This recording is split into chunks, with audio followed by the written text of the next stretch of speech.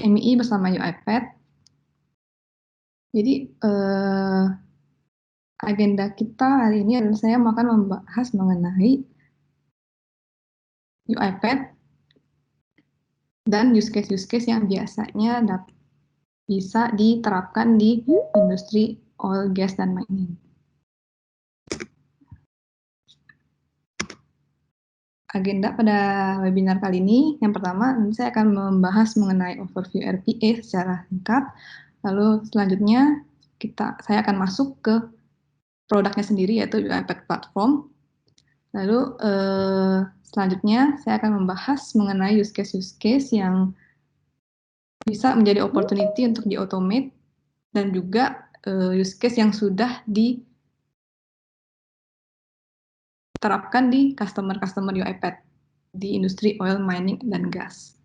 Lalu juga setelah pembahasan mengenai use case, akan ada demo yang akan dibawakan oleh Pak Alan, dan terakhir ada sesi Q&A. Tapi nanti di tengah-tengah selama sesi webinar ini, kalau misalnya Bapak dan Ibu ada pertanyaan, bisa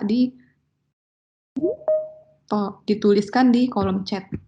Nanti mungkin di tengah-tengah saya akan ada pause sedikit untuk membahas pertanyaan kalau misalnya ada pertanyaan. Nah, mungkin saya mulai aja dari overview mengenai RPA. Jadi kita tahu sekarang ini untuk dapat terus tumbuh, kita harus cepat beradaptasi dengan pertumbuhan teknologi. Oleh karena itu, nggak sedikit juga perusahaan yang mulai bertransformasi secara digital. Terlebih lagi di masa-masa yang sulit seperti sekarang ini, perusahaan-perusahaan juga semakin gencar untuk bertransformasi secara digital. Dan tools-tools atau teknologi yang menunjang transformasi ini tuh juga nggak sedikit. Jadi RPA merupakan salah satu tools yang dapat membantu Bapak Ibu bertransformasi secara digital. Nah, dibandingkan dengan tools-tools lain, jadi RPA ini merupakan tools yang lebih mudah dan lebih cepat untuk dapat diimplementasikan, dan juga tidak membutuhkan cost yang terlalu tinggi. Kenapa seperti itu? Karena RPA ini kita bukan membuat suatu aplikasi yang baru. Jadi kayak kita harus membuat web application atau mobile application yang kita bangun dari scratch, dari awal. Nah, RPA itu lebih kita memanfaatkan aplikasi yang sudah kita gunakan sebelumnya di perusahaan. Jadi kita nggak menggantikan infrastruktur yang sudah ada. Jadi kita lebih cepat juga untuk mengotomasi, lalu juga mengurangi cost juga yang nggak terlalu tinggi. Nah, jadi apa sih RPA itu? Jadi RPA itu sebenarnya singkatan dari Robotic Process Automation. Jadi RPA ini membantu proses bisnis yang masih dilakukan secara manual dan berulang-ulang. Nah, jadi RPA ini menggunakan virtual robot. Jadi bukan robot fisik. Jadi ini adalah robot virtual yang akan memimik interaksi yang biasanya dilakukan oleh human dengan suatu aplikasi dalam mengerjakan suatu proses bisnis. Nah, jadi cara kerjanya robot itu sama seperti kita manusia pada umumnya dalam bekerja. Jadi robot akan membuka aplikasi, klik ke menu-menu yang dibutuhkan, terus juga input data dan lain sebagainya. Hanya saja bedanya jika robot yang mengerjakan itu akan menjadi lebih cepat dan juga akurat.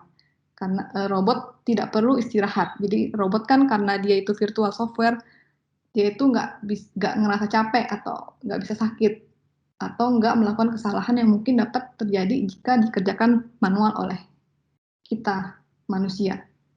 Contoh saja nih, kita mungkin dalam suatu proses kita melakukan data entry dari list Excel yang mungkin ada ratusan atau ribuan ke sistem. Jadi kita kerjaannya cuma copy paste dari row Excel itu ke suatu sistem.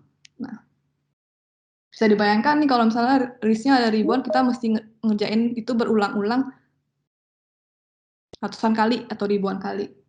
Nah, lalu juga bisa saja kita lama-lama nih ngeliatin tulisan, angka, terus misalnya bisa ngejelimet, bisa aja kita hilang fokus, salah input, salah copy paste. Nah, hal-hal ini yang bisa kita hindari dengan menggunakan si RPA. Jadi robot bekerja secara rules atau formula. Jadi yang sudah kita jabarkan sebelumnya. Sehingga robot juga nggak akan melakukan kesalahan seperti kesalahan yang mungkin bisa kita lakukan. Jadi kalau kita sudah menjabarkan rules-rulesnya di awal secara benar dan tepat, maka robot akan melakukan pekerjaan sesuai dengan step yang tadi kita jabarkan, jadi dia nggak akan mungkin melakukan kesalahan. Maka dari itu kita nggak perlu takut nanti misalnya takut nih robot ini akan menggantikan pekerjaan kita. Nah, karena tadi robotnya ini cuma mengerjakan pekerjaan yang kita suruh aja, yang kita jabarkan step-stepnya. Jadi robot ini tuh nggak bisa berpikir seperti manusia, jadi dia nggak bisa memberikan keputusan. Jadi kalau misalnya kita sudah set nih alur prosesnya si robot, kerjanya A, B, C. Jadi robot itu nggak mungkin kerjanya tiba-tiba dari A ke C. Kecuali kalau kita yang ubah step-stepnya. Peran robot ini hanya untuk membantu kita mempermudah pekerjaan, mengerjakan pekerjaan yang tadi, yang repetitif, berulang-ulang, yang time consuming. Jadi kita bisa mengerjakan pekerjaan yang lebih valuable dan strategik ke perusahaan.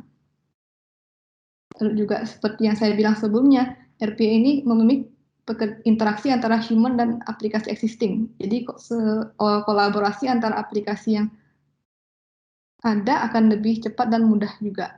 Nah, RPA ini memanfaatkan tampilan atau UI dari aplikasi atau sistem untuk melakukan otomasi. Biasanya tuh agar dua aplikasi bisa berkomunikasi, nah biasanya kita harus membangun suatu jembatan antara dua aplikasi tersebut, sehingga mereka itu bisa berkomunikasi atau bertukar data. Nah, dan biasanya tuh dalam membangun jembatan tersebut, itu dibutuhkan waktu yang tidak sebentar, lalu juga cost yang cukup tinggi. Nah, tapi dengan RPA, karena kita hanya melakukan otomasi dari sisi UI, user interface, kita tuh nggak mengubah infrastruktur dari aplikasi yang sudah ada. Jadi waktu implementasinya juga akan menjadi cepat. Nah, jadi apa sih yang dimaksud otomasi di user interface ini? Nah, jadi kan di setiap aplikasi itu sebenarnya pasti ada penanda yang menyatakan, oh ini text box loh, ini tombol menu A loh, tombol save, tombol dan lain sebagainya. Nah, jadi robot ini akan bisa membaca penanda tersebut. Sehingga robotnya tahu apa yang harus diklik, terus di mana dia harus mengisi data. Nah, jadi saat robot jalan pun, ini akan seperti jika laptop kita diremote oleh orang. Jadi nanti kursornya akan bergerak-gerak sendiri sesuai step-step yang sudah kita jabarkan sebelumnya. Nah, jadi ini overview dari RPA, cara kerjanya seperti apa. Nah, oleh karena itu, jika kita mengaplikasikan RPA di bisnis proses kita pasti akan mendapatkan benefit-benefit yang dapat kita ambil jika kita melakukan transformasi digital. Otomatis pekerjaan akan menjadi lebih cepat. Terus respon kita ke customer pun menjadi akan lebih cepat, sehingga otomatis customer experience akan lebih meningkat. Kita juga bisa mengurangi cost atau risk yang yang mungkin aja bisa terjadi jika masih human yang melakukan. Kita bisa mengurangi human error. Lalu juga kita bisa meningkatkan employee satisfaction jika dia bekerja di perusahaan nih. Jadi dia nggak melulu ngerjain pekerjaan yang repetitif yang mungkin bisa aja dianggapnya tuh ngebosenin. Nah, dia bisa mengerjakan pekerjaan yang lebih strategik dan bervalue lah untuk perusahaan. Nah, itu sekilas mengenai si RPA overview. Nah, jadi apa sih yang bisa dilakukan sama si software robot ini? Jadi seperti yang saya bilang tadi sebelumnya, robot ini tuh bisa mengerjakan apa aja task atau activities yang biasanya kita lakukan yang berhubungan dengan laptop atau PC kita. Kita bisa aja suruh si robot nih untuk login ke aplikasi. Kita suruh untuk input username, input password, terus login ke aplikasinya, terus klik ke menu-menu yang dibutuhkan. Lalu juga bisa kita suruh robotnya untuk pindahin data nih, copy paste dari satu folder ke folder lain, atau mungkin upload ke sistem dari local folder, itu juga bisa dilakukan sama si robot. Terus juga kita bisa menyuruh robotnya ini untuk ngambil data dari website. Jadi kayak misalnya kita mau scraping data dari website, contohnya saya mau setiap hari robotnya buka ke website BI, terus ngambil kurs USD setiap hari, kan kurs USD kan setiap hari berubah-ubah nih. Nah, saya mau robotnya setiap hari ngelakuin hal tersebut. Lalu setelah selesai mengambil kurs data dari website BI, saya mau robotnya simpen datanya tersebut di Excel lalu kirim report ke saya melalui email. Nah, itu robot juga bisa melakukan hal tersebut seperti itu. Sampai kita mau robotnya untuk baca data di dalam dokumen PDF atau email atau Excel. Nah, itu juga bisa dilakukan sama si robot. Jadi hal-hal yang simple sampai yang kompleks sekalipun yang biasanya kita kerjakan di depan laptop, nah itu semua bisa dilakukan sama si robot.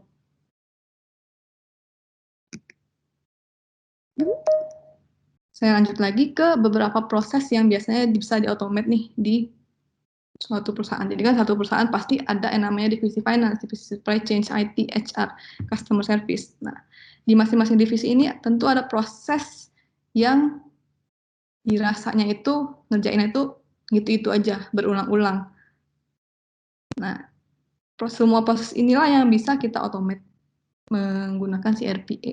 Nah, jadi contohnya di finance kita bisa melakukan otomasi di bagian proses to pay, order to cash, record to report, sampai ke customer service sekalipun. Jadi kayak misalnya ada inquiry dari customer, kita bisa automate itu menjadi lebih cepat juga. Nah, jadi ada beberapa contoh, nah mungkin nggak saya bahas lebih detail karena di webinar kali ini nanti akan saya tunjukkan use case yang lebih detail mengenai industri oil, gas, dan mining. Nah, next adalah, jadi nggak semua proses itu bisa kita automate. Jadi ada beberapa proses yang harus melihat atau harus memenuhi syarat-syarat sehingga bisa di-automate menggunakan RPA. Nah, jadi ada 8 kriteria yang biasanya kita lihat dulu nih di suatu proses, apakah proses ini cocok atau enggak untuk di-automate. Nah, biasanya kriteria-kriteria tersebut adalah prosesnya itu harus yang highly manual. Jadi prosesnya itu benar-benar dikerjakan manual, terus juga dilakukannya repetitif, jadi berulang-ulang. Seperti saya bilang tadi di depan, dia tuh ngerjainnya setiap hari, itu aja. Hari ini kerjainnya ini, besok sama lagi. Cuman bedanya cuman level datanya aja, tapi step-step prosesnya sama semua. Nah, lalu juga yang kedua adalah prosesnya itu mesti yang sudah rule based. Jadi karena tadi saya bilang robotnya ini kan bekerja sesuai dengan perintah yang sudah kita atur di awal. Nah, jadi kita harus mencari proses yang rules-nya itu sudah fix, sudah jelas. Jadi kalau sebisa mungkin nggak ada yang namanya human judgment atau human decision. Lalu yang ketiga adalah proses dengan exception yang rendah. Jadi kita harus mencari proses yang tingkat errornya itu rendah. Jadi bisa kita automate menggunakan CRP. Lalu juga yang keempat adalah prosesnya itu memiliki source data yang sudah standar dan kalau bisa lebih baik itu datanya itu sudah yang berbentuk elektronik atau digital. Dan yang kelima adalah prosesnya itu high volume. Jadi yang terkait tadi satu Excel mungkin ada 1000 row, itu kan tinggi itu volumenya. Nah, itu juga biasanya yang kita lihat di suatu kriteria proses. Lalu yang keenam adalah prosesnya itu sudah stable. Jadi udah fix, lalu juga aplikasi-aplikasi yang mau kita automate itu juga sudah stable. Jadi aplikasinya itu udah nggak ada perubahan. Jadi misalnya kalau misalnya kita mau automate aplikasi yang mungkin masih di level development, nah itu sebisa mungkin dihindari karena jika aplikasi masih di level development pasti biasanya ada perubahan-perubahan yang mungkin bisa terjadi di aplikasi tersebut. Jadi biasanya kita mengotomasi proses dan juga aplikasi yang sudah stable, yang sudah di level production. Lalu juga yang ke-7 adalah prosesnya biasanya dilakukan oleh tim yang lumayan banyak. Jadi mungkin di proses invoice misalnya, itu dibutuhkan 4 orang untuk melakukan proses invoice. Karena volume yang tinggi, jadi kita membutuhkan 4 orang untuk mengerjakan proses tersebut. Lalu juga yang terakhir, prosesnya juga udah mature. Jadi jarang atau hampir nggak mungkin berubah prosesnya. Jadi mungkin dalam waktu 3-6 bulan ke depan prosesnya itu nggak ada perubahan. Jadi udah fix step-stepnya dari A sampai Z itu udah itu aja. Nah itu yang biasanya kita lihat dari suatu proses apakah cocok untuk di-automate menggunakan RPA. Nah jadi kalau misalnya Bapak Ibu bingung nih bisa melihat kriteria ini sebagai acuan untuk mencari proses yang kira-kira cocok nggak sih untuk di-automate menggunakan RPA atau enggak. Oke. Nah, selanjutnya saya akan membahas mengenai si UiPath-nya langsung. Nah, jadi mungkin Bapak Ibu juga sudah tahu kalau misalnya UiPath ini merupakan salah satu vendor dari solusi RPA. Nah, jadi UiPath sendiri itu kita udah berdiri dari tahun 2005. Jadi kita udah lama juga di industri IT ini. Kita bukan company yang startup, terus juga kita udah memiliki customer yang banyak juga secara global. Jadi kita sudah memiliki customer yang menggunakan UiPath sekitar 7.000-an. 400-an di ASEAN dan 80 di Indonesia. Lalu juga di sini bisa dilihat nih kita dapat funding dari beberapa company dan dari sisi analitik kita udah di Magic Quadrant di Gartner kita udah ada di bagian leaders untuk si solusi RPA. Jadi kalau bisa lihat nih baru juga dikeluarkan oleh Gartner dari bulan Juli 2020. Dan juga dari sisi Forrester Wave kita juga ada di bagian leaders untuk solusi RPA. Nah, mungkin Bapak Ibu bingung nih kenapa sih si UiPath bisa ada menjadi bagian ada di posisi leaders untuk solusi RPA. Jadi sebenarnya ada 3 alasan utama sih kenapa kita menjadi leaders di solusi RPA. Jadi yang pertama adalah kemudahan dalam membangun solusinya. Jadi untuk membuat suatu otomasi di UiPath itu tidak membutuhkan skills coding atau IT yang cukup tinggi. Jadi karena kita itu metode untuk development-nya adalah drag and drop, jadi orang yang nggak menguasai skill coding itu juga bisa mendevelop suatu otomasi di UiPath. Lalu juga yang kedua adalah kemudahan untuk skalasi. Jadi kita bisa mulai dari yang kecil dulu, kita start small, lalu next-nya kita bisa mengembangkan jadi lebih besar. Lalu yang ketiga adalah visinya UiPath ke depan. Jadi roadmap-nya si UiPath ini udah jelas nih ke depan dalam membantu customer-nya untuk otomasi menjadi lebih baik lagi. Nanti roadmap-nya UiPath akan saya tunjukkan di slide selanjutnya. Oke, jadi ini saya masuk ke UiPath platformnya. Nah, jadi ada 3 bagian atau komponen utama dari si UiPath dalam melakukan otomasi. Jadi ada UiPath Studio, ada UiPath Robot, dan ada UiPath Orchestrator. Nah, jadi UiPath Studio ini tempat kita ngedesain flow-nya. Jadi yang tadi saya bilang, sebelum robotnya jalan kan kita mesti ngajarin dulu nih step-stepnya yang akan dilakukan sama si robot. Nah, itu kita ngedesainnya itu di UiPath Studio namanya. Nah, baru setelah kita desain, kita akan memberikan ke si robot. Jadi robot yang akan menjalankan proses yang tadi sudah kita desain di studio. Lalu yang ketiga adalah UiPath Orchestrator. Jadi ini adalah anggapannya sebagai manajernya si robot. Jadi dia akan manage robotnya, monitoring robotnya, dia ngerjain apa-apa aja. Terus juga kita bisa schedulekan secara otomatis dari orkestrator. Jadi kalau misalnya nih kita mau schedulekan robotnya, oh nanti kamu jalan jam 10. Nanti setelah kita buat schedule-nya di orkestrator, kita bisa otomatis robotnya akan menjalankan proses sesuai dengan waktu yang sudah kita schedulekan tadi. Jadi kalau ibaratnya robotnya ini sebagai employee, orkestrator ini sebagai manager. Nah, mungkin yang mau saya tunjukkan adalah tampilan dari si studionya UiPath. Nah, kalau bisa dilihat nih, dia udah visual base. Jadi metodenya tinggal drag and drop. Nah, kalau bisa dilihat nih di bagian kiri, itu ada yang namanya activities. Jadi activities itu adalah kumpulan aktivitas atau tas-tas yang biasanya kita lakukan.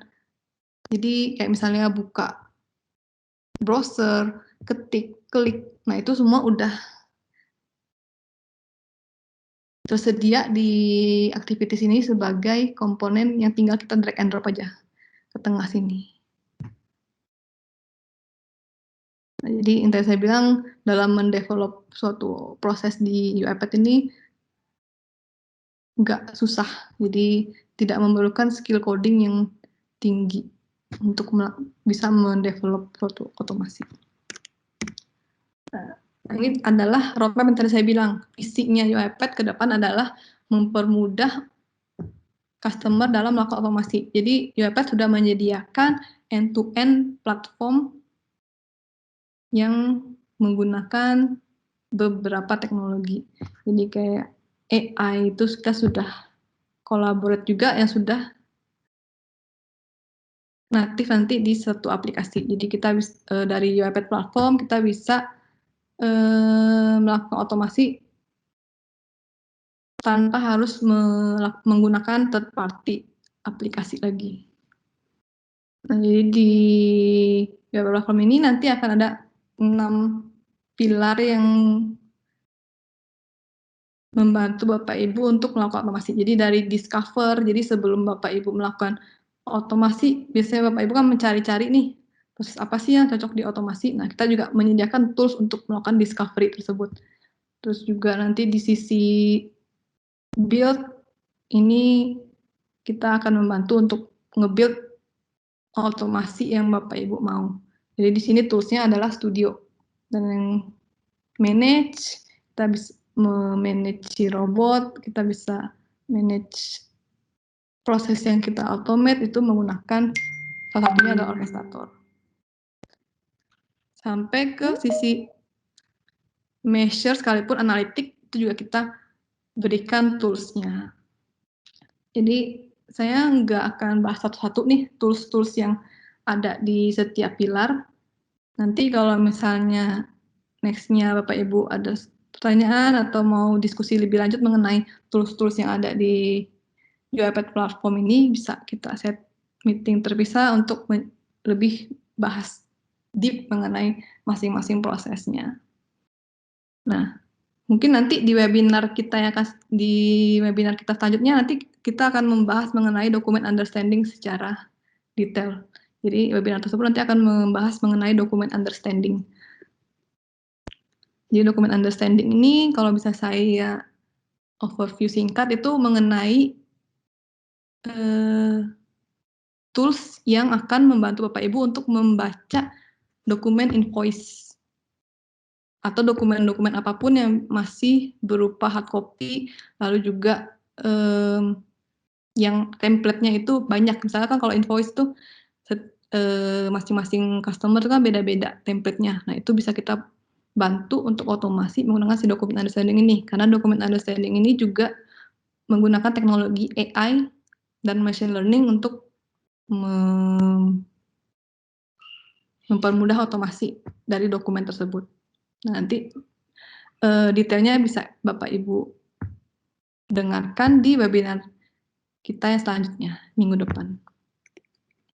Oke. Nah, nextnya ini selain tadi platform-platform yang saya sudah sebutkan di dalam UiPath, UiPath juga menyediakan beberapa ekosistem kayak untuk mempermudah Bapak Ibu untuk mempelajari UiPath secara lebih dalam lagi. Nah, jadi di sini UiPath juga menyediakan akademi online. Jadi di sini Bapak Ibu bisa belajar nih cara ngedevelop RPA itu kayak gimana sih. Nah, Bapak Ibu tinggal register aja ke academy.uipath.com. Di situ Bapak Ibu bisa milih nih modul-modul yang Bapak Ibu mau pelajarin. Dan ini juga free. Jadi Bapak Ibu cuma register aja. Lalu ada juga yang namanya Go Marketplace. Jadi ini website yang diperuntukkan untuk developer RPA sharing mengenai komponen-komponen yang sudah dia develop. Jadi kan tadi di studio itu akan ada activities tuh, ada komponen-komponen sudah ready di studio. Nah, biasanya ada juga yang belum ada di studio tersebut yang sudah di-develop sama RPA developer di luar sana. Nah, mereka sharing di yang namanya Go Marketplace. Jadi Bapak Ibu bisa download komponen yang sudah di-build sebelumnya, tinggal di-install aja di studionya, bisa tinggal dipakai. Lalu juga ada community untuk sharing-sharing antar RPA developer. Jadi kalau misalnya Bapak Ibu lagi coba develop RPA terus ketemu isu nih, nah Bapak Ibu bisa nanya juga ke forum tersebut. Karena forum tersebut cukup aktif, jadi Bapak Ibu tinggal drop question aja ke sana. Isu apa yang Bapak Ibu temukan, nanti akan ada teman-teman RPA developer yang bakal menjawab dan memberikan solusi. Lalu juga kita kerjasama dengan banyak partner teknologis yang bisa mempermudah untuk otomasi dengan aplikasi-aplikasi yang lain. Lalu juga ada global partner juga yang mungkin bisa membantu Bapak Ibu untuk piloting misalnya project pertama menggunakan RPA. Jadi UiPath ini open untuk Bapak Ibu jika mau belajar, mau coba-coba itu kita open. Dan kita juga ada yang namanya community edition atau juga trial enterprise. Nah, itu bisa Bapak Ibu coba juga. Nah, kita juga biasanya menyediakan enterprise trial itu selama 2 bulan. Jadi Bapak Ibu bisa coba dulu nih sebelum beli trial menggunakan UiPath. Nah, jadi nextnya ini adalah teknologi-teknologi yang sudah kerjasama dengan UiPath. Sehingga nanti kalau misalnya nih Bapak Ibu mau kolaborasi antara UiPath dengan salah satu sistem yang ada di sini, nah itu prosesnya akan menjadi lebih cepat dan lebih mudah juga. Oke. Nah, nextnya saya akan masuk ke automation di oil, gas, and mining. Nah, jadi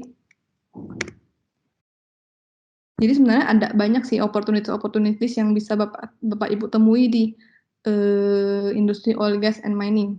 Nah, jadi biasanya tuh di industri oil, gas, mining ini ada 2 jenis proses yang dapat diotomasi.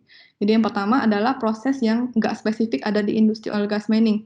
Jadi prosesnya ini memang ada di industri-industri lain. Jadi seperti di divisi finance, human resource, dan lain sebagainya. Nah, jadi RPA bisa membantu mengotomasi proses tersebut. Jadi nggak peduli perusahaan Bapak Ibu bergerak di bidang apapun, selama proses tersebut masuk ke kriteria yang tadi saya sebutkan sebelumnya, nah itu proses tersebut bisa kita automate. Lalu juga yang kedua adalah proses yang spesifik yang memang hanya ada di industri oil, gas, mining. Jadi mungkin Bapak Ibu yang kerjanya di industri oil, gas, mining mungkin tahu kalau biasanya di industri ini tuh biasanya terbagi menjadi 3 sektor. Jadi sektor yang pertama ada upstream, kedua ada midstream dan downstream. Jadi masing-masing itu fokusnya beda. Jadi kalau di upstream itu lebih fokus ke eksplorasi atau mungkin pengeboran atau site tambang. Nah, kalau di sektor midstream itu biasanya fokusnya di transportasi atau penyimpanan dari komoditas itu. Lalu yang ketiga adalah downstream yang biasanya lebih ke proses komoditas tersebut, penyimpanan dan juga distribusi ke vendor-vendor. Nah, bisa kita lihat juga nih di setiap sektor bisa kita jumpain beberapa proses yang dapat diotomasi menggunakan RPA. Jadi kalau misalnya di upstream mungkin bisa di-automate di bagian analytic exploration, analysis well production, dan lain sebagainya. Kalau di midstream biasanya kebanyakan untuk otomasi di operational reporting, logistic management, dan inventory management. Dan downstream di operation reporting dan inventory management dan point of sale analysis. Nah, sebenarnya masing-masing sektor ini tuh memiliki karakteristik yang berbeda-beda nih dalam mengerjakan suatu proses. Jadi proses yang ada di sektor upstream tuh biasanya sensitif terhadap waktu karena downtime yang sebentar aja tuh bisa mempengaruhi profit. Nah, jadi RPA dapat membantu mempercepat contohnya nih proses pengiriman barang.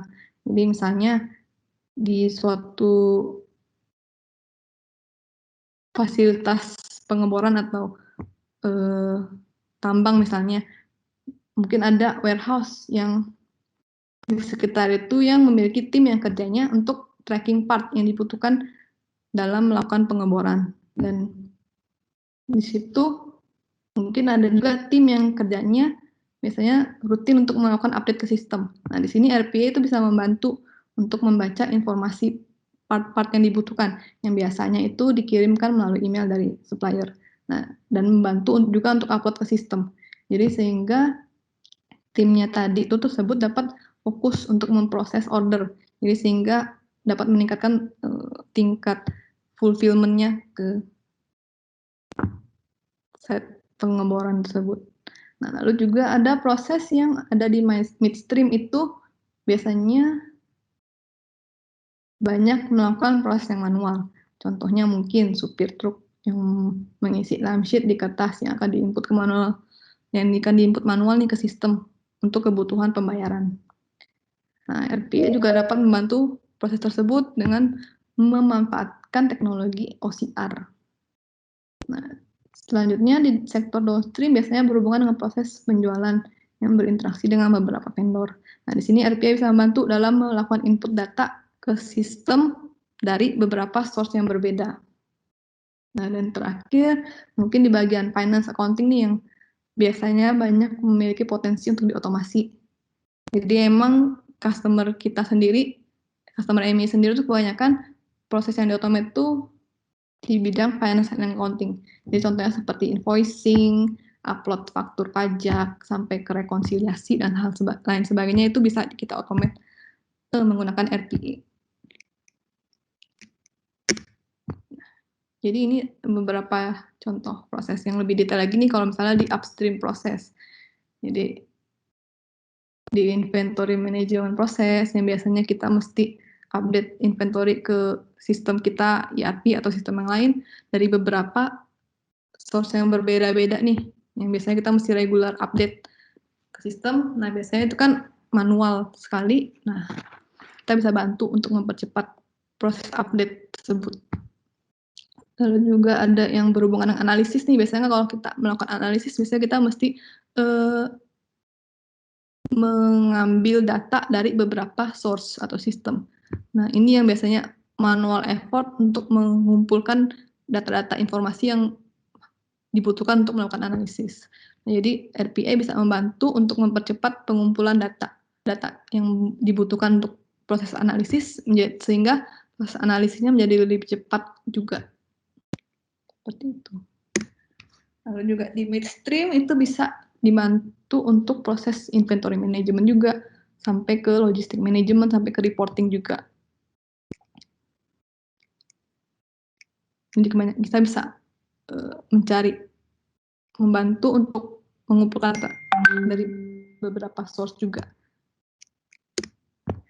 Dan yang terakhir sama juga dengan sebelumnya, ini di downstream proses kita bisa bantu juga untuk proses-proses yang masih manual, kayak misalnya kita masih mengumpulkan data, terus kita mau buka suatu website untuk mengambil datanya, mengambil data yang dibutuhkan. Nah, ini yang biasanya takes time, manual effort juga. Nah, itu yang bisa kita bantu untuk automate.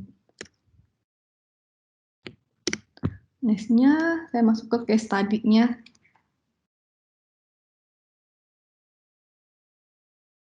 Di industri oil gas mining. Jadi ini yang udah diterapkan di customer-customernya UiPath. Jadi yang pertama ini salah satu customernya UiPath di industri oil gas. Nah, mereka mengotomasi prosesnya untuk cargo tracking. Nah, jadi yang masih manualnya nih, biasanya tuh customernya ini menerima email dari beberapa broker terkait kapal-kapal yang sudah available, yang lagi available. Nah, dari sini analisnya harus manual review datanya, terus juga mereka harus melakukan validasi sebelum mereka decide kapan mereka mau menambahkan kargonya ke kapal yang available tersebut. Nah, jadi di sini UiPath membantu untuk mempercepat proses review data tersebut, proses validasi tersebut, sehingga analisnya itu bisa lebih cepat dalam menentukan harga dan waktu untuk melakukan pengiriman. Yang kedua adalah proses kontrak renewal. Nah, jadi proses kontrak ini biasanya mereka harus buka 2 aplikasi yang berbeda untuk melakukan pencarian kontrak. Nah, jadi kalau misalnya kontraknya itu nggak ada, mereka harus melakukan pengecekan, terus mereka harus kirim ke PIC terkait. Nah, jadi di sini UiPath juga membantu dari mencari kontrak-kontrak tersebut. Dia juga robotnya juga akan membantu untuk membuka dokumennya, melakukan checklist dan validasi sebelum dikirimkan ke PIC terkait. Nah, jadi ini resultnya juga lumayan, mereka bisa saving 6-10 juta dolar dalam melakukan proses tersebut.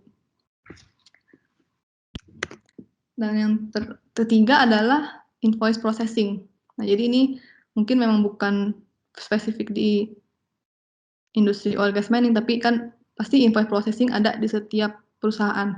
Nah, jadi UiPath bisa membantu mempercepat proses invoice ini. Jadi dari kita terima invoice dari vendor, terus kita mau proses, kita mau input ke sistem kita. Nah, itu kita bisa menggunakan si robot untuk mengotomate proses tersebut, sehingga menjadi lebih cepat juga. Dan selanjutnya adalah monitoring risk. Nah, jadi di customer ini tuh mereka monitoring risk-nya itu adalah masih manual. Jadi mereka harus collect data secara real time, masih manual, dikirimkan ke headquarters-nya mereka. Nah, jadi di sini mereka berkolaborasi antara aplikasi untuk mengambil data di .app dan juga UiPath. Jadi untuk mempermudah, jadi .app-nya ini dipakai untuk mengkolek data rigs-nya, dan lalu UiPath akan mengkonsum data yang sudah diambil dari aplikasi .app tersebut, lalu akan dikirimkan ke headquarter-nya. Jadi di sini mereka bisa mengurangi error dari pengambilan data secara manual, lalu juga mempercepat waktu prosesnya juga.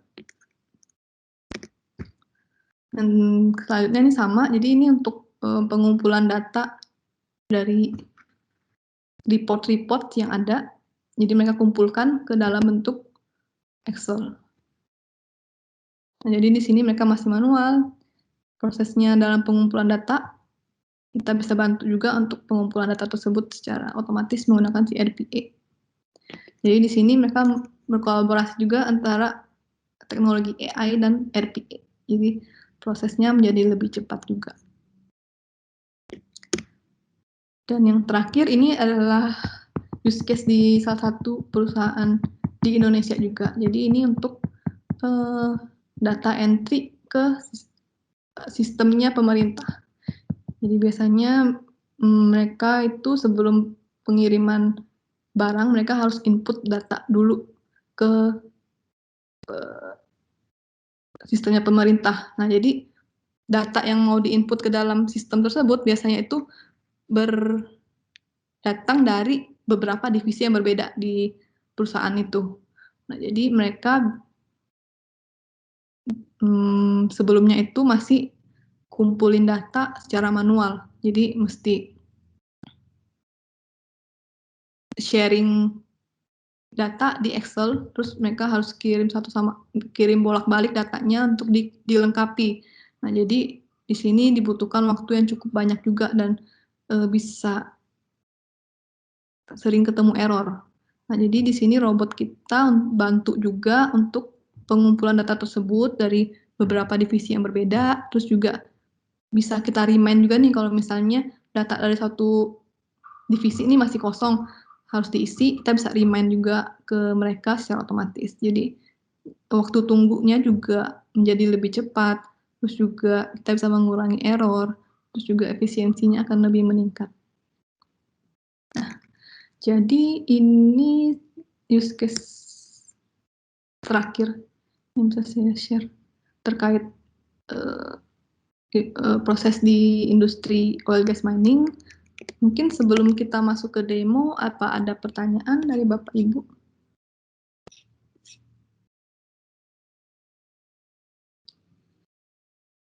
Kalau tidak ada, mungkin bisa lanjut ke demo dulu. Nanti setelah demo baru kita lanjutkan lagi sesi selanjutnya.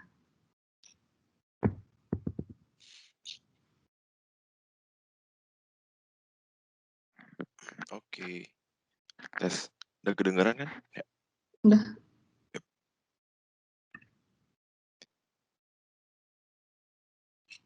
Nah, nanti kita akan demo. Untuk ini saya akan ini kan saya demo singkat aja. Jadi gimana sih si UiPath itu kita bikin robot sederhana. Kita bisa bikin robot, dia bisa input di suatu aplikasi. Di sini ada satu aplikasi. Jadi dia akan input. Ya gimana caranya membuat robot dengan mudah dengan pakai si UiPath. Nah, ini kalau Bapak Ibu udah lihat di screen saya, ini adalah si UiPath Studio-nya. Di UiPath sendiri dia ada 2 studio, ada beberapa sih. Yang ini adalah studio yang untuk Pro-nya, ada Studio X namanya. Nah, maksud perbedaannya itu adalah kalau Studio X itu dia lebih mudah untuk digunakan untuk user citizen developer maksudnya. Ya, yang berarti bahwa orang yang nggak ada skill IT pun dia bisa pakai. Nah, sedangkan yang ini yang saya pakai ini adalah si UiPath Studio yang Pro, yang maksudnya adalah orang yang memiliki skill IT, ya walaupun logiknya itu ya udah pernah nyentuh logik lah, ini bisa digunakan. Walaupun user biasa juga bisa, karena ini mainnya cuma drag and drop tanpa ada coding juga. Nah, ini saya lakukan langsung aja. Nah, di sini adalah tampilan si UiPath-nya. Di sebelah kiri itu yang tadi udah dijelasin activities-nya. Jadi seperti contoh klik. Jadi di sini tinggal drag and drop aja. Atau type. Nah, dari sini sama juga type into, drag and drop kayak gitu.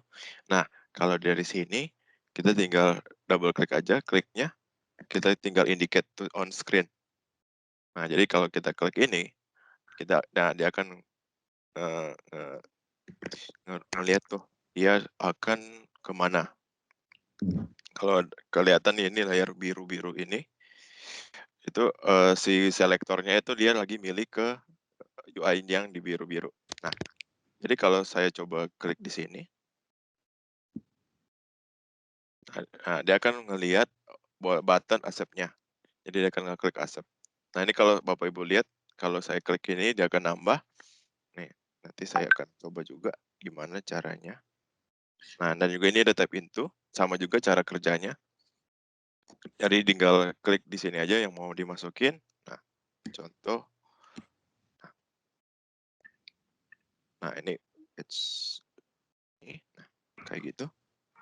Nah, saya coba jalanin aplikasinya, robotnya. Nah, ini kan dari 97, nah jadi 98. Dia udah ngeklik tuh, dan udah diisi, seperti itu. Nah, itu cara untuk nge-build robot yang pertama, yaitu dengan drag and drop bisa. Nah, di UiPath Studio juga dia bisa dengan lebih mudah lagi. Jadi ada namanya recording. Jadi dia akan menangkap semua aktivitas yang kita lakukan. Nah, kayak gini. Nah, jadi dari sini, contoh kita record, klik record aja. Nah, dari sini kita contoh mau input ini nih. Nah, kita tinggal pilih, oh mau masukin angka berapa. Nah, itu dia bisa seperti itu. Nah, di sini juga tambah kayak gitu. Nah, dan kalau mau klik ini juga, nah, dia akan ngikut ke klik. Nah, kalau kita escape, terus save and exit, nah dia akan nge-build apa yang hasil record yang kita klik tadi. Jadi ini juga mempermudah banget tanpa harus ngekod. Jadi tinggal drag and drop, tinggal record aja. Jadi dengan mudah bisa nge-build satu robot RPA. Nah, di sini saya akan demokan. Jadi ini skenarionya adalah gimana robotnya itu dia akan nge-input di aplikasi ini. Di sini kita ada Excel-nya, ada data Excel-nya ya, seperti ini. Jadi si robot ini akan ngebaca dari Excel ini. Nah, ini untuk contoh aja, lihat 6 row aja. Tapi coba kalau kita bandingkan, dia bisa 1000 row contohnya dalam suatu proses yang punya Bapak Ibu gitu. Dari suatu Excel atau dari suatu data lain, dia akan input banyak banget. Itu pasti kalau orang biasa pasti kewalahan. Walaupun banyak copy paste gitu, pasti di suatu saat itu orang pasti bosan atau hilang fokus dan bisa salah. Nah, sedangkan kalau di robot, dia bisa langsung dengan cepat baca ini langsung, dan dia akan nge-input ke sini dengan cepat. Nah, saya langsung aja ya. Jadi pertama kali yang harus dilakukan,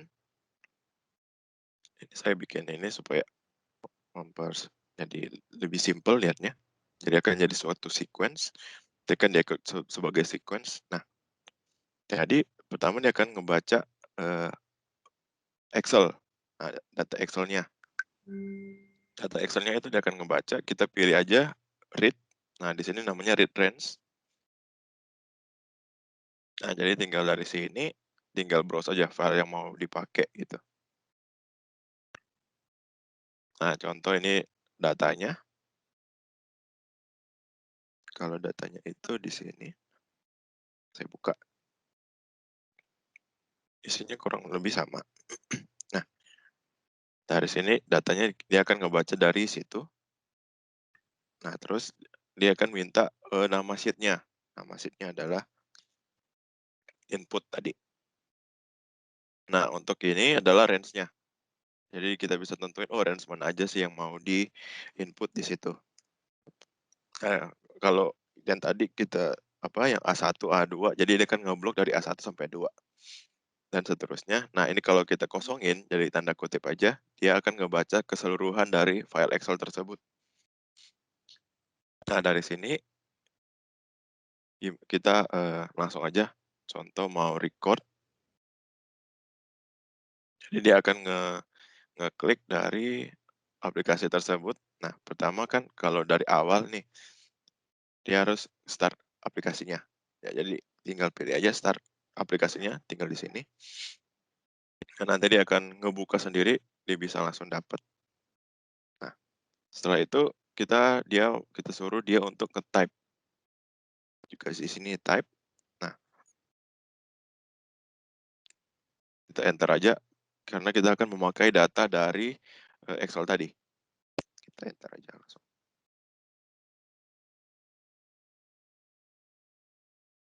Nah, terus dia akan ngeklik ini. Nah, setelah itu dia akan nge-loop lagi sampai, Excel-nya habis, selesai gitu. Nah, ini saya save aja. Nah, dia akan muncul seperti ini. Jadi dia akan ngebuka aplikasinya, dia akan ngeklik, nge-type ini di sini, dan seterusnya. Oh ya, di sini juga nggak masalah, walaupun posisinya kita pindah, itu nggak masalah. Soalnya dari UiPath-nya ini dia nggak melihat, posisi field-nya itu di mana. Jadi UiPath ini ngelihat dari ID dari si field-nya ini. Kalau kalau kita lihat lebih dalam lagi, si program-program aplikasi yang ada di Windows itu dia ada ID-nya.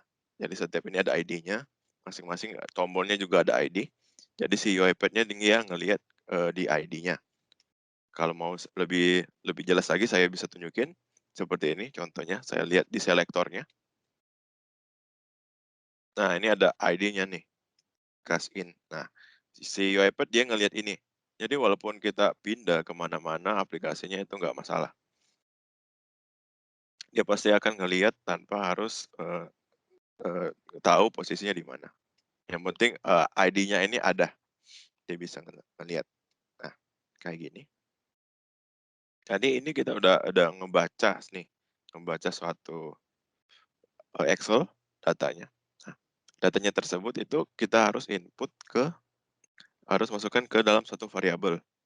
Nah, dari variabel kita akan bikin suatu variabel baru untuk disimpan.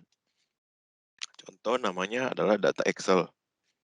Nah, dari sini variabelnya adalah data table. Karena dia dari Excel sebagai table dia akan ngebaca sebagai, tipenya data table. Nah, kita output-nya tinggal masukin aja konfigurasi dari situ.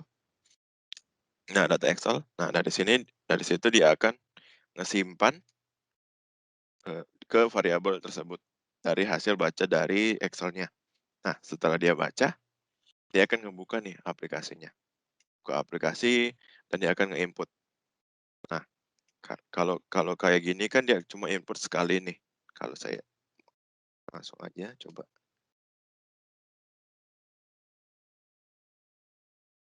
Ini saya close.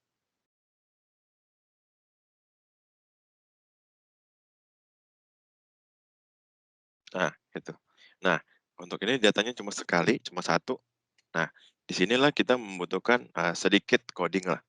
Jadi kita pakai namanya loop for each. Jadi dia akan ngebaca dari setiap row-nya, ada namanya for each row. Jadi tinggal di sini aja kita drag and drop. Jadi dia akan ngebaca setiap row dari data table tadi. Nah, data Excel tadi. Jadi dia akan ngebaca data Excel tersebut. Nah, jadi dia akan input satu-satu. Seperti itu. Jadi dari setiap ini dia akan ngebaca, per row dia akan baca, oh ini, cash, ini on as check, oh ini apa sih kolomnya, dan seterusnya, sampai habis itu. Nah, seperti itu, jadi kita akan pakai konsepnya seperti itu. Nah, jadi di setiap akhir itu dia akan save. Nah, kalau ini kan kita masih ketik manual. Nah, gimana kita memanggil yang data Excel tadi. Soalnya, ini lebih mudah, soalnya tinggal kita masukin aja row, jadi setiap row tadi, dia akan ngebaca, tanda kurung, dia akan ngebaca, oh kolom apa sih akan dibaca, contoh ini cash, kita copy paste aja nama kolomnya. Seperti itu, nah dan jangan lupa kita tambahin toString. Nah, jadi dia akan ngebaca cash in-nya itu, isinya, dia akan nge-input isinya, oh dari row, dari table, kolom dari cash. Nah ini sama juga dari sini, kalau yang ini on as check, sama juga, jadi kita tinggal ambil dari row, tinggal copy paste ini.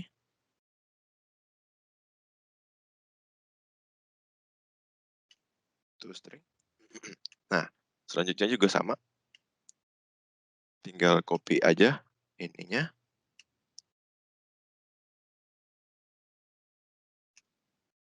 dan paste nama tabelnya, seperti itu. Nah, ini kalau saya jalanin nih. Nah, jadi dari sini dia udah ngebaca dari Excel-nya. Nah, terus dia akan ngebuka aplikasinya. Dia akan baca satu-satu dari data yang tadi. Jadi dia akan input berdasarkan data yang dibaca. Dan akan klik accept kalau udah selesai semua di input per tabelnya, per row, per kolomnya. Oke, saya coba aja langsung run file. Nah, dia akan membuka nih. Nah, ini dia udah berdasarkan yang tadi dari data Excel. Nah, ikan input terus-terusan seperti itu sampai selesai. Nah, ini Bapak Ibu bisa lihat cepet banget dia ngeketiknya. Jadi orang-orang pun dia walaupun banyak dia tetap akan speed-nya secepat itu tanpa ada pengurangan speed.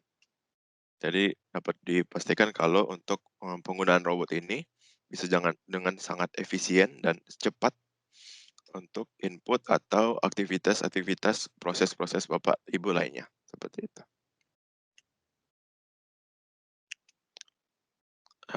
Untuk dari sini sih udah, apa ada pertanyaan?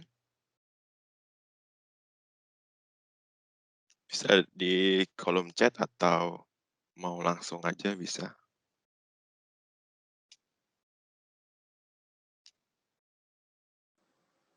Oke, ini kalau dilihat dari kolom chat, udah ada 2 pertanyaan sih. Udah deh, oke. Ini dari Pak Hardiono, mengenai lisensi UiPath, apakah modelnya name user ataukah concurrent ya? Nah, ini mungkin Ibu Mica atau Pak Alan bisa bantu jawab. Mengenai lisensi UiPath sih, kita ada name user, lalu juga ada yang baru, lisensinya itu model yang baru adalah multi user. Jadi concurrent itu udah nggak berlaku lagi sih. Jadi ada 2 model, licensing, name user atau multi user. Itu sih Pak. Oke, ini ada pertanyaan selanjutnya dari Pak Teguh. Bila saya ingin melihat otomasi pembayaran pajak via UI Robot, apakah ada link video di YouTube? Untuk itu kita ada sih di YouTube videonya mengenai teks.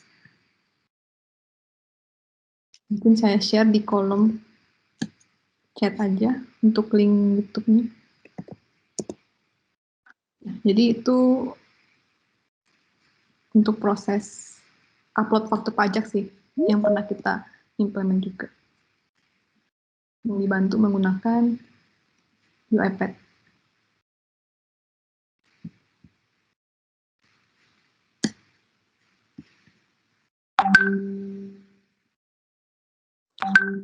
Nah, ini ada pertanyaan lagi dari Pak Soleh.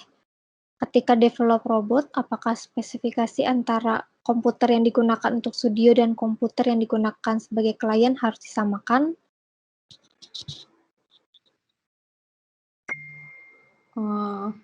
Biasanya sih Pak, kita untuk install studionya itu sama di komputer klien sih Pak.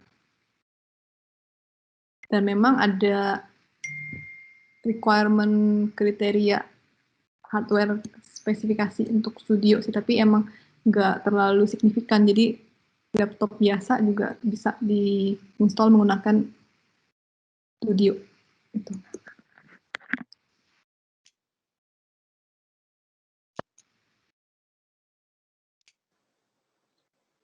Oke. Selanjutnya ini dari kalau pakai robotik minimum yang harus dibeli berapa? Kalau untuk minimum sih kita harus beli 1 robotnya dan 1 studionya. Itu kalau tipenya itu yang attended. Jadi kan kita robot ada 2 tipe sebenarnya. Tipe yang attended sama tipe yang unattended. Nah, jadi kalau tipe yang attended itu biasanya itu tandem sama user atau orang. Jadi orangnya yang biasanya akan start robotnya kapan dia harus jalan. Nah, itu minimumnya cukup 1 studio dan 1 robot. Tapi kalau misalnya butuh robot yang unattended nih, unattended itu yang bisa otomatis tanpa harus ada user yang klik kapan robotnya harus jalan. Nah, itu minimumnya itu 1 studio, 1 robot, dan 1 orkestrator. Jadi nanti orkestrator ini yang akan berperan sebagai user. Jadi dia yang akan men-trigger robotnya kapan dia harus jalan. Nah, ini sepertinya pertanyaan terakhir. UiPath RPA dapat diintegrasikan dengan program ERP apa saja, dan apakah benar sampai saat ini UiPath RPA hanya bisa running di platform Windows? Bagaimana untuk platformnya Android, Linux, dan lain-lain? Oke, saya jawab aja.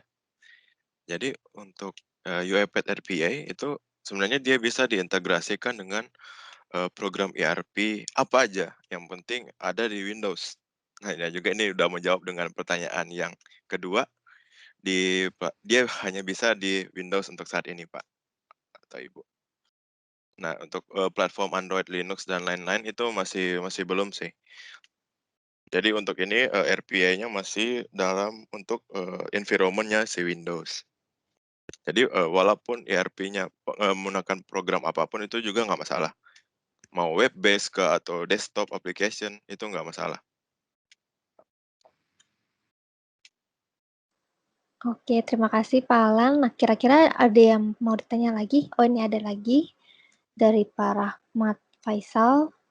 Mau tanya apa hasil dari output atau build robotnya dan bisa di-copy di beberapa perangkat? Maksudnya hasil project-nya kah atau source code-nya atau hasil output? Kalau untuk itu kita bisa aja, kita bisa desain robotnya, oh setelah baca itu kita copy hasilnya ke suatu FTP gitu, itu bisa. Atau copy di suatu folder yang network folder gitu, asalkan dikasih aksesnya, robotnya itu bisa. Dan juga kalau dia mau ngebaca, mau ngambil suatu file dari FTP atau data-data lain atau folder lain, atau dari internet atau dari database juga bisa.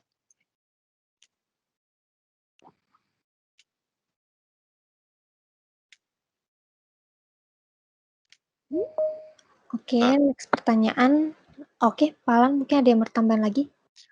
enggak, untuk pertanyaan dari yang terakhir, yang latest itu, apakah software tersebut sudah dapat di-set untuk kondisi tertentu atau error handling? Ya, jawabnya bisa, Pak atau Ibu. Nah, itu bisa, kita bisa desain aja di studionya. Jadi studionya itu kita bisa ada try catch, error handling dari situ. Dan juga kita harus nge-build, ngedesain itu semua masalah error yang akan terjadi, Pak.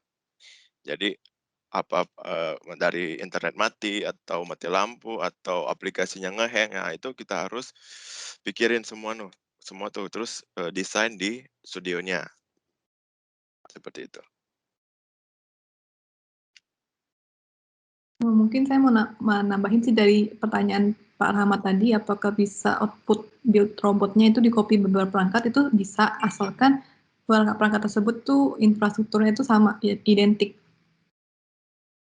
Kalau identik itu bisa kita copy. Kalau nggak identik, kita mesti ada beberapa perubahan konfigurasi di perangkat yang mau kita copy outputnya.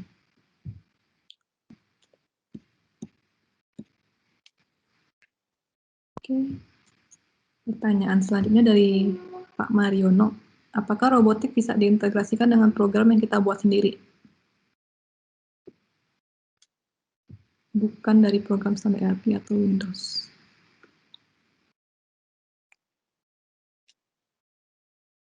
Asalkan dia diinstal di Windows atau berupa web app itu bisa. Jadi kita aksesnya itu lewat browser itu bisa. Atau diinstalnya lewat di Windows walaupun tanpa kayak bukan pakai pemrograman standar gitu. Itu nggak masalah. Asalkan itu tadi dia bisa web app, bisa diakses di browser, atau ya itu diinstal di Windows, itu aja sih.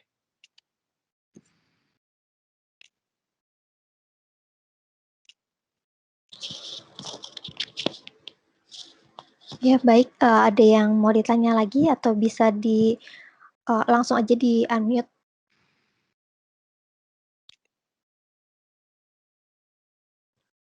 Ya, apabila tidak ada mungkin kita bisa lanjut ke sesi berikutnya, akan ada kuis berhadiah. Jadi kita langsung mulai aja ke sesi kuis berhadiah. Namun yang sudah menang pada webinar UIP sebelumnya tidak dapat menang lagi ya. Jadi kita beri kesempatan untuk Bapak Ibu yang belum menang. Oke, mungkin Ibu Mece bisa dibacakan pertanyaannya. Oh, jadi oke, kita langsung aja. Jadi pertanyaan pertama, oke. Jadi nanti kalau misalnya ada Bapak Ibu yang mau jawab, Bapak Ibu bisa ketik nama dan perusahaan Bapak Ibu di kolom chat. Nanti setelah saya selesai membacakan pertanyaan, bisa send itu nama dan perusahaan. Jadi pertanyaan pertama, sebutkan 3 kriteria proses yang cocok di automate. Iya, Pak Rio.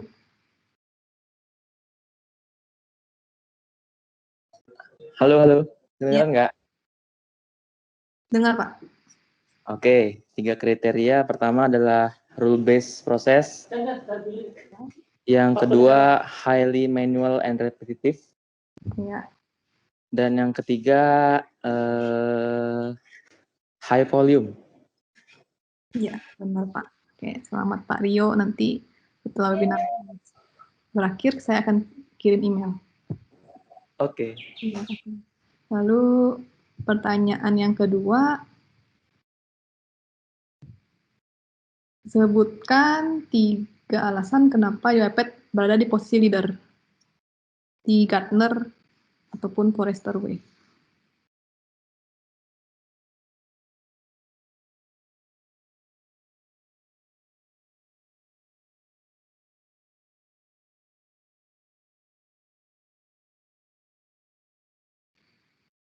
Apa ada yang bisa jawab? 3 alasan kenapa UiPath berada di posisi leader. Atau kalau enggak, 2 aja deh, 2 alasan.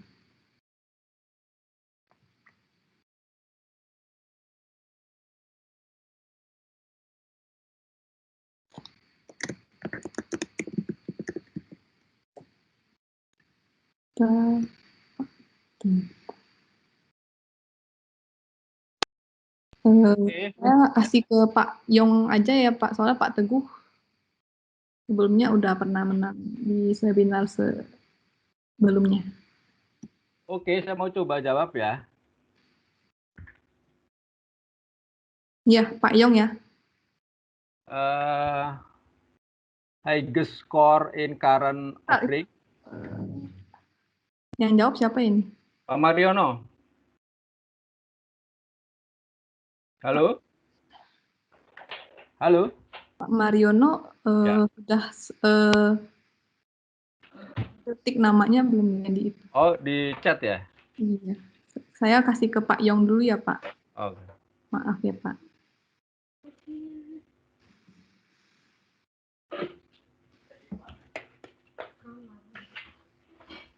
Oke, Pak Yong.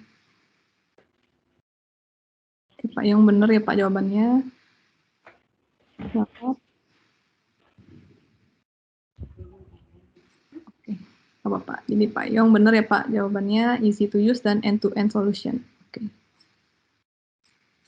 Lalu saya lanjut ke pertanyaan yang ketiga ya. Sebutkan 3 komponen utama dari UiPath.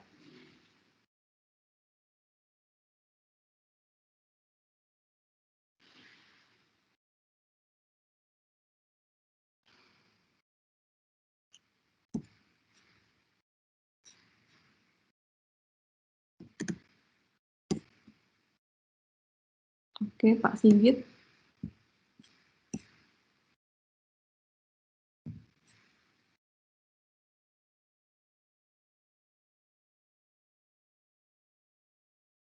Ya, boleh di kolom chat aja, nggak apa-apa.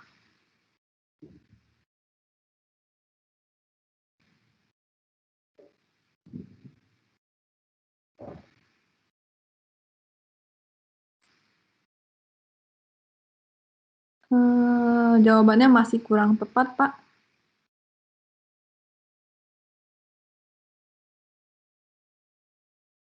Saya lempar ke Pak Dedi Effendi.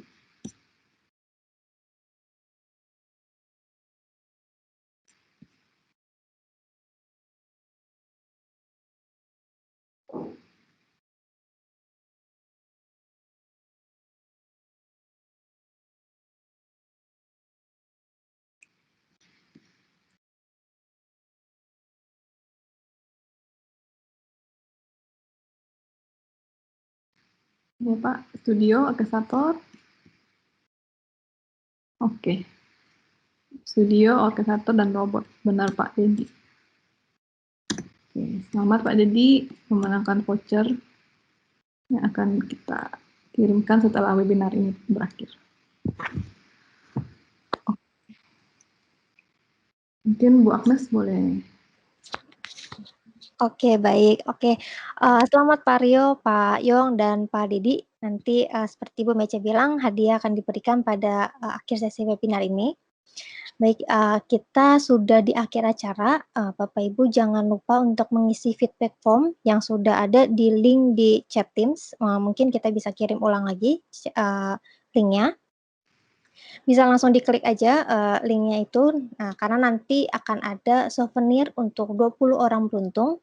Selain itu, feedback form juga berguna untuk improvement kami di webinar-webinar selanjutnya.